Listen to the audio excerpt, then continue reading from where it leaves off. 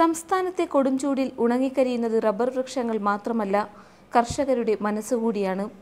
മഴ അപ്രത്യക്ഷമായതോടെ റബ്ബറിനും വിലത്തകർച്ചയായി.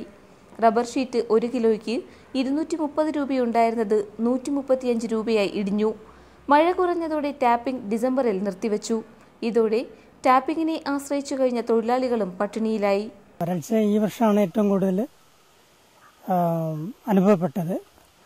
നല്ല ഇപ്പോൾ വിലയും ഇടിഞ്ഞിട്ടുണ്ട്. സാധാരണയിൽ നിന്നും ഒരുപാട് വില ഇടിഞ്ഞിട്ടുണ്ട്. അതെല്ലാം കൊണ്ടൊന്നും കർഷകർക്ക് വളരെ പ്രയാസമുള്ളൊരു സമയമാണിപ്പോൾ.